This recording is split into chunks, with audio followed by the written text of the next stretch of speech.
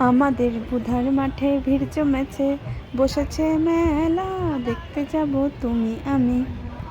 Hello আসানসোলবাসী, আজকে আপনাদের জন্য একটা দারুণ খবর নিয়ে এলাম। সেটা হচ্ছে আমাদের বুধা গ্রামে, বুধা প্লে গ্রাউন্ডে, মানে বুধা ময়দানে হচ্ছে মেলা। এই সরস্বতী পুজোতে লাস্ট মেলা হয়েছিল আসানসোলে। তারপর থেকে তো আসানসোলে বলতে গেলে এই বছর কোনো রকম কোনো মেলা হলো না। না তো খাদি মেলা, না তো সবলা মেলা, না তো অন্য কোনো মেলা। বাট এইবার দেখলাম অনেক দিন পর বসেছে আমাদের বুধার মাঠে মেলা। অনেক দিন পর মেলা বসলো। মেলাটা বেশ ভালো ভিড় হচ্ছে, ক্রমশ রাত বাড়ছে। মোটামুটি 8:30টার পর থেকে ভিড়টা বাড়ছে। মেলা খুলে যাচ্ছে মোটামুটি 7টা থেকে। তো আমরা সন্ধেবেলার দিকে একটু ঘুরতে ফিরতে গিয়েছিলাম।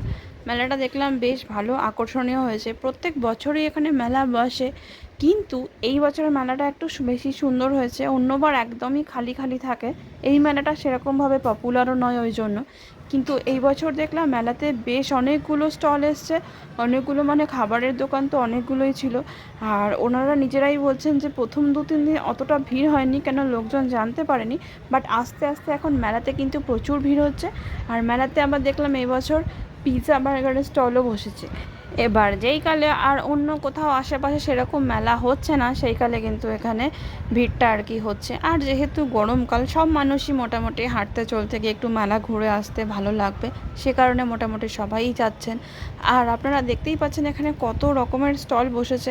তার সাথে আবার দেখলাম নাগরদোলা, রাইডার্স, এগুলো সমস্ত এসছে। বাচ্চাদের খেলনারও নানান রকমের জিনিস দোকান এ সমস্ত বসেছে। স্টুডিও বসেছে ফটো তোলার মতন, যেরকম আমাদের এখানে কালী পুজোর মেলাটা হয় বুধার, ঠিক সেই রকমই বসেছে। এবার বলি এটা কিসের মেলা? এটা বেসিক্যালি কীর্তনের মেলা। তো এই দেখুন এখানে যে কীর্তনের পুরো ছবি টবি, মূর্তি টুর্তিগুলো রয়েছে। আর এই দিকে হচ্ছে একপাশে স্টেজ করে পুরো দেখানো হয়েছে শ্রবণ কুমারের গল্প, অশোক বাটিকার গল্প।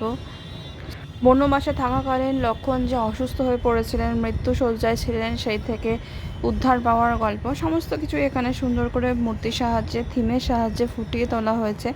আর আমরা যখন গিয়েছিলাম ওই 7:30 নাগাদ, তখন হচ্ছিল ওখানে আরতি। যেহেতু মন্দিরের পাশটাতেই হচ্ছে মেলাটা, মানে বুধা মাঠের পাশে যে মন্দিরটি রয়েছে সেখানে আরতি হচ্ছিল। আর তারপর দেখলাম মেলার একপাশে হয়েছে এরকম স্টেজ। তারপর খবর নিয়ে জানতে পারলাম এখানে নাকি প্রতিদিন বেশ সুন্দর ফাংশন হচ্ছে। তো গতকালকে আমরা গেছিলাম, তখন কালকে ছিল হচ্ছে বাউল গান। কোনো কবির আসার কথা ছিল, আর মানে কোনো বাউলের আসার কথা ছিল আর কি। তো এরকম প্রতিদিনই কেউ না কেউ, কোনো না কোনো শিল্পী আসছেন, এবং প্রতিদিনই নানান ধরনের অনুষ্ঠান এখানে হচ্ছে। এখানে খুব সুন্দর সুন্দর বেলুন পাওয়া যাচ্ছিলো। মোটামুটি ছোটোখাটো হলেও মেলাটা এবারে বেশ ভালোই জমে উঠেছে। আর ভিড়টা হালকা হালকাতেই ভালো, কেন অসম্ভব বেশি গরম রয়েছে এখন। যত রাত বাড়ছে ভিড়টা তত বেশি হচ্ছে। তো এই হচ্ছে মেলার কিছু স্টল। আপনাদের সাথে চলুন শেয়ার করি খাবারের স্টল কী কী বসেছে। পাঁশকুড়ার চপটা দেখলাম এবারে বসেনি, তবে প্রচুর পরিমাণে ওই সফট ড্রিঙ্ক, কোল্ড ড্রিঙ্ক, তার সাথে হচ্ছে মথুরার কেক, রোল, চাউমিন, ফুচকার স্টল, ঘুগনির স্টল, এই সমস্ত বসেছে। আচার ভাণ্ডার একটাই বসেছে। আর তার সাথে হচ্ছে বাচ্চাদের অনেক জিনিসপত্রের দোকান বসেছে। স্পাইরাল পটাটো তো এখন ভাইরাল আসানসোলে, প্রত্যেকটা মেলাতেই লাস্ট 2-3 বছর ধরে চলছে। আর তার সাথে হচ্ছে এখানে মোমো পাওয়া যাচ্ছে, মোমোর কাউন্টার হয়েছে। তবে হ্যাঁ, এবছর গরম অতিরিক্ত হওয়ার জন্য মেলাতে কিন্তু চায়ের স্টল আসেনি। অন্যবার যেমন তন্দুরি চায়ের স্টল আসে, তো এখানে স্পাইরাল পটাটো, মোমো, তার সাথে হচ্ছে সোডা ওয়াটার এসছে। আর এখন তো গরমকাল বলে সোডাটা খুব বেশি ভাইরাল। আমরাও একটা খেয়েছিলাম, 10 টাকা 20 টাকা এরকম আর কি সোডা পাওয়া যাচ্ছে। আর আরেকটা নতুন জিনিস দেখলাম, সেটা হচ্ছে পাপোশ। পাপোশের দোকান হয়েছে এবারে। তো দেখে আমার খুবই ভালো লাগলো যে নতুন একটা জিনিস কিছু হয়েছে। একদম সেই যেরকম আমাদের শান্তিনিকেতনের মেলাতে বসে, পাপোশের স্টল এসেছিলো। কাচের দোকান তো অবশ্যই ছিল, মেলা মানেই তো কাপ, বাসন কোসন, কাচের নানাবিধ সম্ভার। তবে দামটা অনেক বেশি বলছিল, 40 টাকার কাপগুলো 50 টাকা করে বলছিল। যার জন্য এখানে সেরকম কোনো মানুষই খুব একটা কিছু কিনছিলেন না। এখানে ছিল হচ্ছে কুলফির স্টল, কুলফি, মালাই আইসক্রিম, গোলা আইসক্রিম, এই সমস্ত আর কি হচ্ছিলো। আর তখন স্টেজ রেডি হচ্ছিলো মোটামুটি 9টার পর থেকে। এখানে আর কি শিল্পীরা আসতে শুরু করেন। বাদাম ভাজার স্টলগুলো রয়েছিল। আর ছিল এখানে ঠাকুরের ফটো, বাচ্চাদের খেলার নানান রকমের জিনিস। তারপরে দেখলাম বাচ্চারা এসে পড়ে পুরো একদম রাইডার সেকশানে লাফাঝাপা করছে। বড় নাগরদোলাটা এখানে আসেনি, একটা দিকে ভালো হয়েছে, তবে ছোট ছোট বাচ্চাদের নানান রকম রাইডার্স এসছে।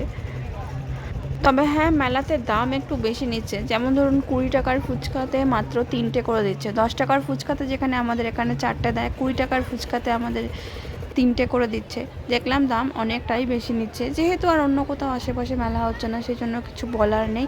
আর এখানে হচ্ছে স্টুডিও রয়েছে, ওয়েট মাপার মেশিন রয়েছে, 10 টাকা 20 টাকার ক্লিপ, এই সমস্ত তো একদম সবসময়তেই ভাইরাল। এগুলো ছাড়া তো মেলা একদম ইনকমপ্লিট। তারপরে দেখলাম ব্যাগের একটা স্টল বসেছে, সফটওয়্যার স্টল রয়েছে, তারপরে গাজরা, এই সমস্ত জিনিসের অনেক স্টল রয়েছে।